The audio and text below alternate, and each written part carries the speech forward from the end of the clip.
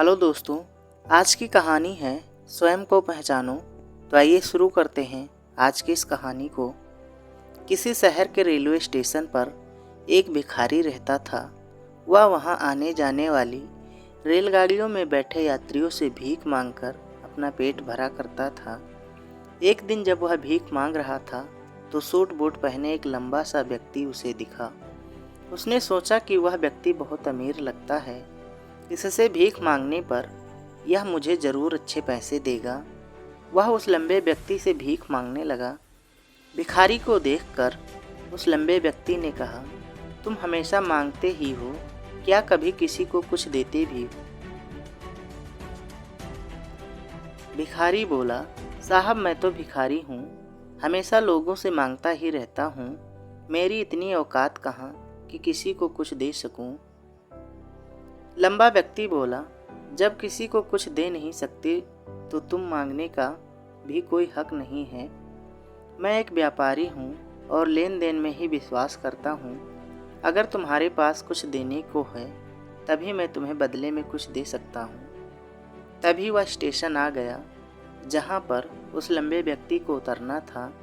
वह ट्रेन से उतरा और चला गया। इधर भिखारी उसकी कही गई बातों के बारे में सोचने लगा। उस लंबे व्यक्ति के द्वारा कही गई बात उस भिखारी के दिल में उतर गई। वह सोचने लगा कि शायद मुझे भीख में अधिक पैसा इसलिए नहीं मिलता क्योंकि मैं उसके बदले में किसी को कुछ दे नहीं पाता हूँ। लेकिन मैं तो भिखारी हूँ, किसी को कुछ देने लायक भी नहीं हूँ। लेकिन कब तक मैं लोगों को बिना कुछ दिए केवल मांगता ही रहूँगा। बहुत सोचने के बाद उस भिखारी ने निर्णय किया कि जो भी व्यक्ति उसे भीख देगा तो उसके बदले मैं वह भी उस व्यक्ति को कुछ ज़रूर दूंगा। लेकिन अब उसके दिमाग में यह प्रश्न चल रहा था कि वह खुद भिखारी है तो भीख के बदले में वह दूसरों को क्या दे सकता है। इस बात को सोचते हुए 2 दिन हो गए, लेकिन उसे अपने प्रश्न का कोई उत्तर नहीं मिला था। तीसरे दिन जब वह स्टेशन के पास बैठा हुआ था तभी उसकी नज़र कुछ फूलों पर पड़ी जो स्टेशन के आसपास के पौधों पर खिल रहे थे।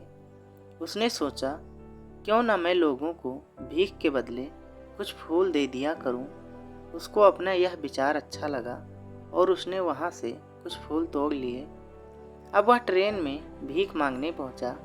अब जब भी कोई उसे भीख देता तो उसके बदले में वह भीख देने वाले को कुछ फूल दे देता।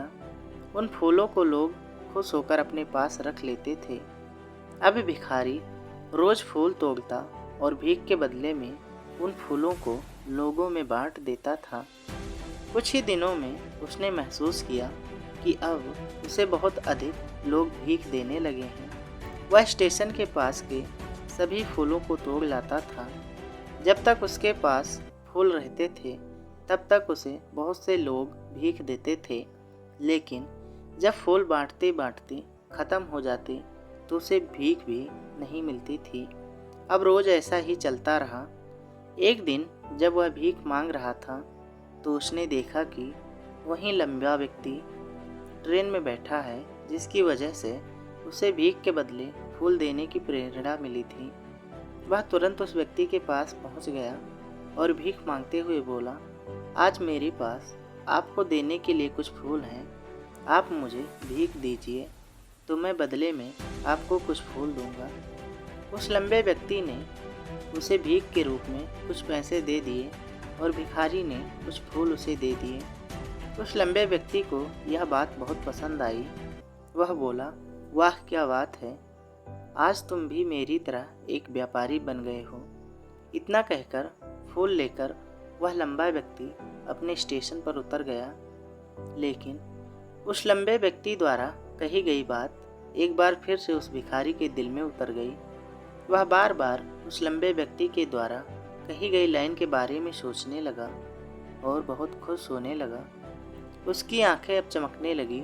उसे लगने लगा कि अब उसके हाथ सफलता की वह चाबी लग गई है जिसके द्वारा वह अपने जीवन को बदल सकता है।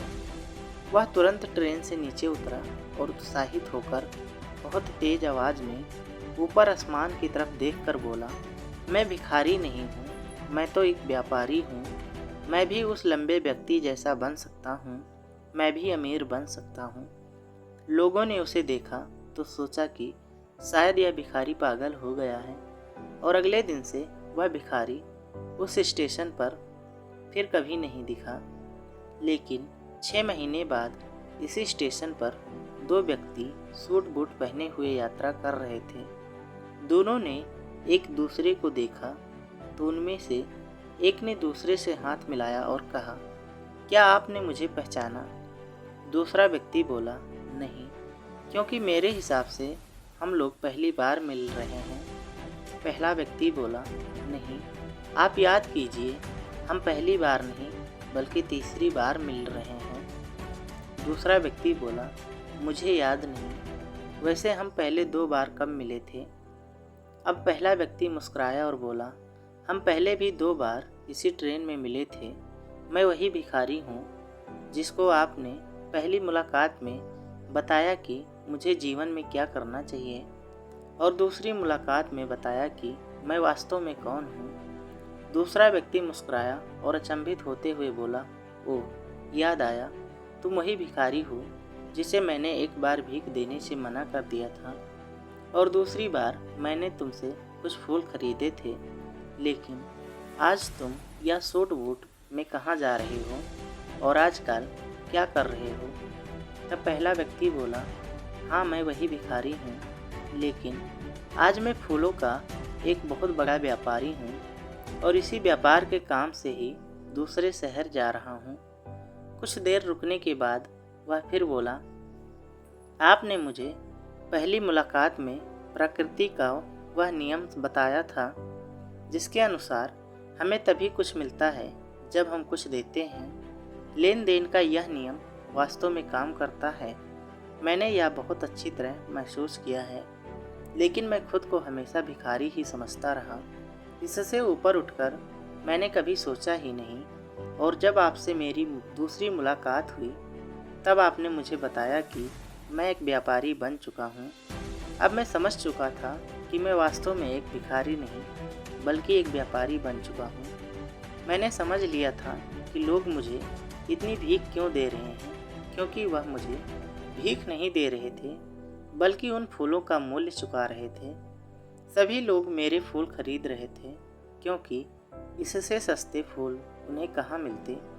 मैं उन लोगों की नज़रों में एक छोटा व्यापारी था, लेकिन मैं अपनी नज़रों में एक भिखारी ही था। आपके बताने पर मुझे समझ आ गया कि मैं एक छोटा व्यापारी हूँ। मैंने ट्रेन में फूल बांटने से जो पैसे इकट्ठे किए थे उनसे बहुत से फूल खरीदे और फूलों का व्यापारी बन गया। यहाँ के लोगों को फूल बहुत पसंद है, और उनकी इसी पसंद ने मुझे आज फूलों का एक बहुत बड़ा व्यापारी बना दिया। दोनों व्यापारी अब खुश थे और स्टेशन आने पर साथ उतरे और अपने अपने व्यापार की बात करते हुए आगे बढ़ गए। दोस्तों, इस कहानी से हमें बहुत कुछ सीखने को मिलता है। कहानी में लंबा व्यापारी गिव एंड टेक के रूल को बहुत अच्छी तरह से जानता था। दुनिया के सभी बड़े व्यापारी इसी लाइफ रूल का यूज करके बड़े व्यापारी बन पाए हैं। इस फार्मूले को उसने भिखारी को भी बताया। भिखारी ने इस नेचुरल रूल को अपना लिया और इसका असर उसके जीवन में साफ दिखाई भी देने लगा। वह जान चुका था कि उसे क्या करना चाहिए, लेकिन अपनी छोटी सी सोच के कारण वह खुद को भिखारी मानता रहा। वह स्वयं को नहीं पहचान पाया, वह अपने आत्मसम्मान को नहीं जगा पाया, जिसकी वजह से वह अपनी थिंकिंग भी नहीं बदल पाया। यह कहानी हमें बताती है कि हम यदि अपनी सोच बदल लें तो उससे कुछ भी किया जा सकता है। यदि हम खुद को छोटा समझते रहेंगे तो हम हमेशा छोटा ही बना रहेंगे। बड़ा बनने के लिए हमें अपने विचारों को बदलना होगा, हमें खुद के बारे में बड़ा सोचना होगा, तभी हम बड़े बन पाएंगे। कहानी में भी भिखारी खुद को भिखारी ही समझता रहा और भिखारी ही बना रहा, लेकिन जब उसे पता चला कि वह तो एक व्यापारी है तो उसने अपना विचार बदला, और अपने बारे में विचार बदलने से उसका जीवन भी बदल गया। उस लंबे व्यक्ति ने तो केवल उसका आत्मसम्मान जगा दिया था, और वह इसी कारण आज भिखारी से एक बहुत बड़ा व्यापारी बन पाया था। उस लंबे व्यक्ति की बातों से उस भिखारी के जीवन में बहुत बड़ा बदलाव आया। वास्तव में उस भिखारी का सेल्फ रिस्पेक्ट जाग गया था। और सेल्फ रिस्पेक्ट और कुछ नहीं बल्कि हमारी खुद के बारे में सोच होती है। आप भी प्रकृति के इस नियम को सीखिए, अपना आत्मसम्मान जागृत कीजिए, अपनी सोच को बदलिए और उसे बड़ा बनाइए। ऐसा करके तो देखिए, आप पाएंगे कि आपका जीवन बदल चुका है तथा आप एक पहाड़ पर सबसे ऊपर खड़े हैं और उस पहाड़ का नाम है सफलता। तो दोस्तों, यह कहानी आपको कैसी लगी कमेंट करके ज़रूर बताइएगा। और ये ऐसी कहानी के लिए आप हमारे चैनल को सब्सक्राइब कर लीजिएगा। तो मिलते हैं नेक्स्ट कहानी के साथ। तब तक के लिए थैंक यू सो मच।